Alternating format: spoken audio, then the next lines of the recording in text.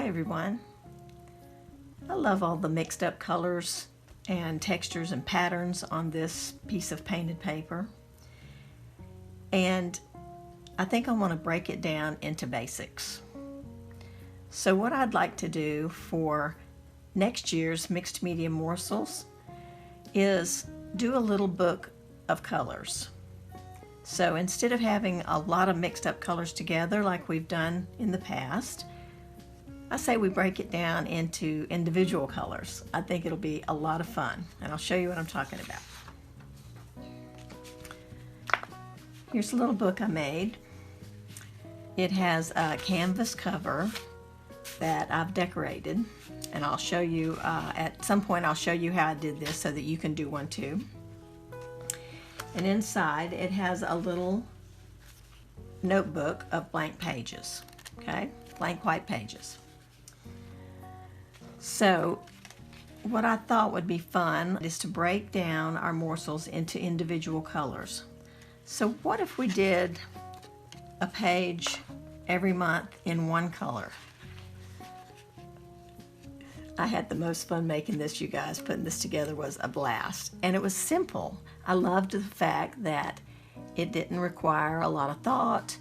It didn't require a lot of figuring out what I wanted to do. It was just putting down things that were all the same color, basically. Here's another page with orange. And here you can see I added in some little tea bag tags. This one has a little orange clip on it. I mean, just the most fun. Stickers, magazine, images. Okay, whoops, I skipped a page. Here we go. Okay, you can use all kinds of stuff for this. There's scrapbook paper here, painted paper bits, magazine images and more stickers.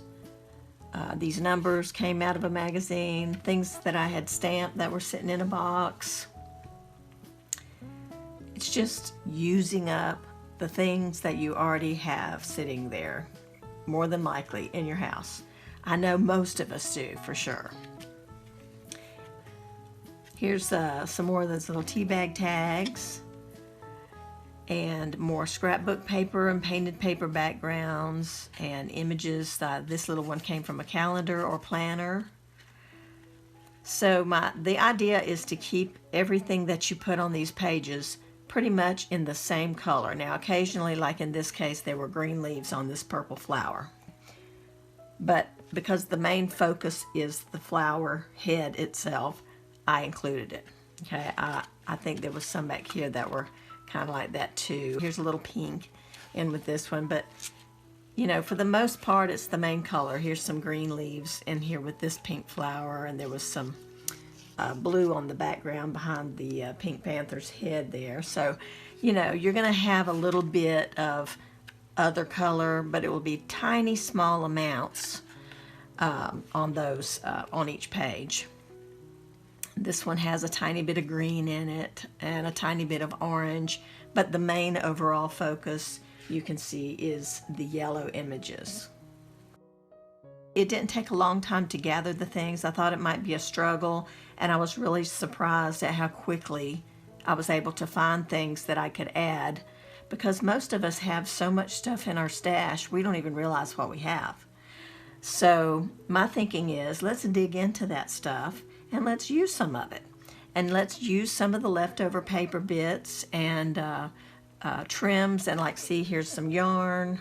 This is yarn. Here's a little tiny piece of rickrack glued over here, and numbers and images and things from magazines.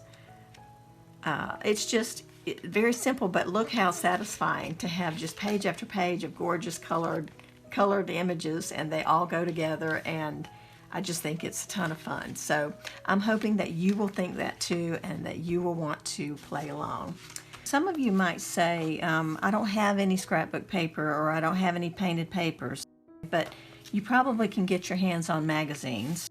Here's some papers that I've just torn out of magazines that have color and texture on them. So these would be beautiful torn up to put in a book like that. Here's some solid. Here's some little bits of different colors. I mean, magazines are fully available with all kinds of just different colors. I mean, these are just colored bits from the pages of magazines. This is not the focal image. This is just the colored bits. You can use things like this, little graph. You can cut out a section, use that on your yellow page. I did something similar to that here on the green, I think. Yeah, green right here. There's a little bit of something like that in the background right here. Some kind of little graph, maybe from a planner, calendar page. I think that might be what that was. But that's perfect. That's a perfect thing to use an old planner page for.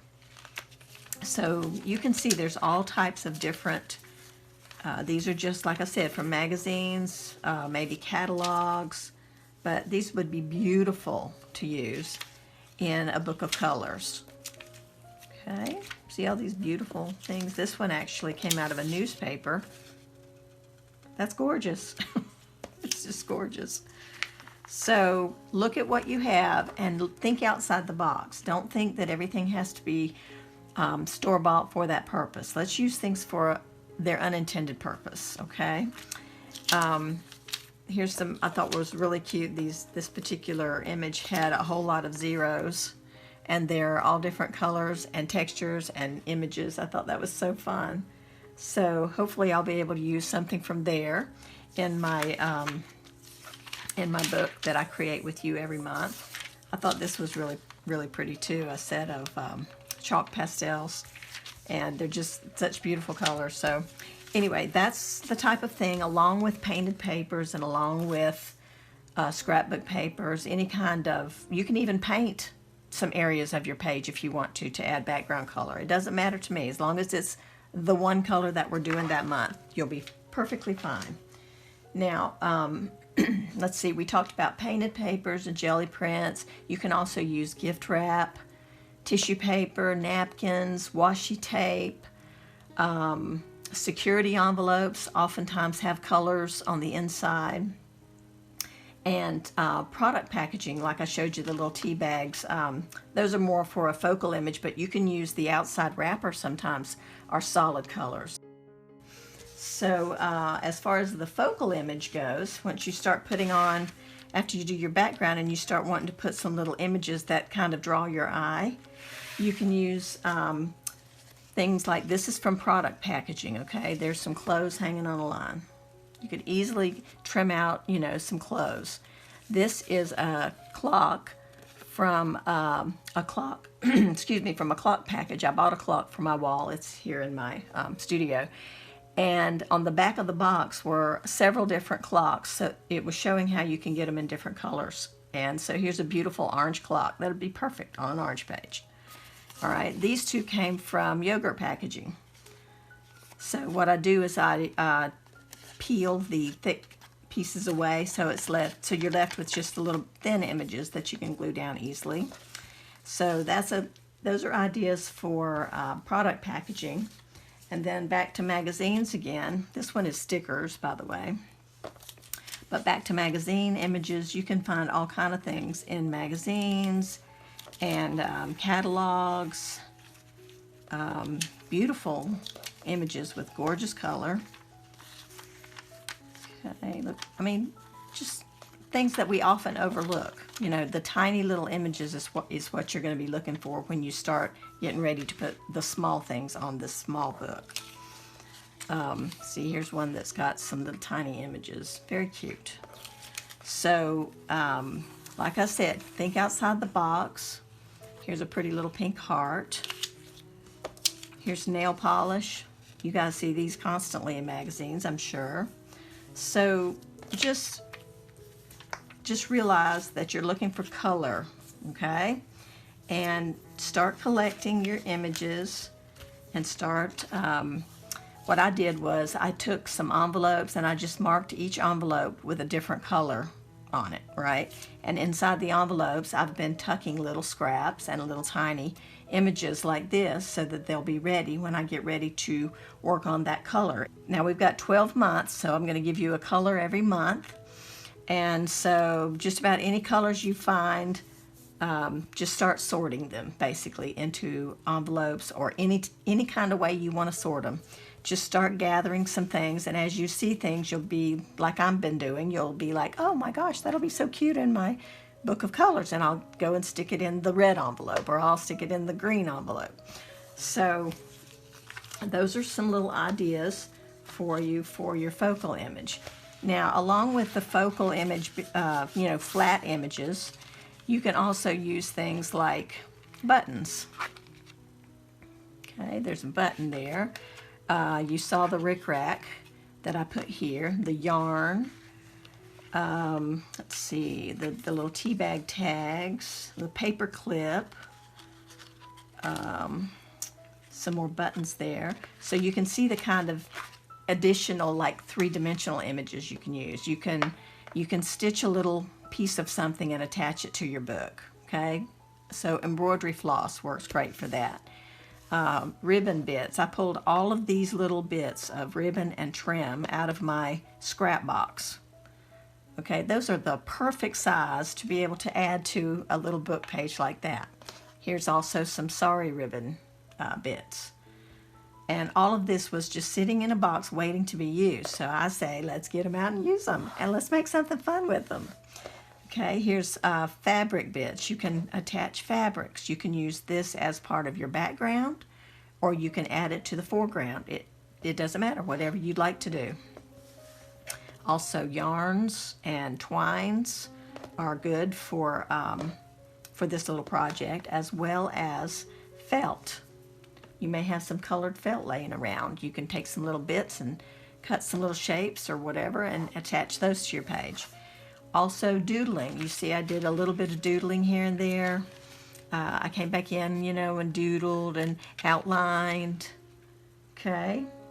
And that makes the page fun. I outlined a lot of the little focal images, and that makes them pop and come up more to the top layer so they're easier seen. And I'm not done with these. I just did I put together a quick just to give you an idea, okay? I could still come back to these pages and add and doodle and just have the most fun. And so that's another reason I think this is a fun little project to do. See, I did some little scribbly doodles in here on that paper. I just did doodling there. Over here, I put some stripes. And for some of that stuff, I used Posca pens. They write on top of pretty much everything. So those stripes were added, and those little doodles were added with Posca pens. Let's see. A little bit of the little stripes here were done with the Posca pen. Over here too, some little circle doodles. It just makes the page fun, adds more to it, keeps building up the layers, So I will be putting a kit together for my Etsy store, so that those of you who would like to use the same type of book and have a little starter kit, I'll have that available in my Etsy store. It will come with a book, like I showed you, with the white pages. And it will have a piece of canvas for you to use to create your cover. And I will have another video to show how I created this cover. And I'll give you a little hint. These little circular shapes that you see that are bold, those came from a napkin. And I used that napkin before. Some of you might remember I used that napkin before when I made my little address book, altered my address book pages back in 2017. And I put some of those napkin bits on the cover of that little address book. And I thought, I've got some of those napkins left. I think I want to use it again. So I really like how it looked here. So in the kit, I will also be including a quarter panel of a napkin with a lot of those little doodled circle bits, which are so fun to use. I mean, look at that. Look how fun that is. I just love it. I love all the colors on it. And then I used a Sharpie, or several Sharpies. I used black Sharpie and I used colored Sharpies. So it was so simple and so easy to make. And so I will have a kit with those things in it, as well as a little bonus kit with some little bits, three-dimensional type bits to get you started on your book. There is a link to my Etsy shop in the description of this video, and also keep an eye out for the video showing how I created my cover, and I'll be showing you step by step exactly how I did this. It was fun and simple. Okay, so I am looking forward to using up some more little bits and sharing the process with you guys, and having another fun year. In 2021 we will have the book of colors to create together, so I look forward to that. I hope you will too, and we will see you soon. Take care, everybody. Bye-bye.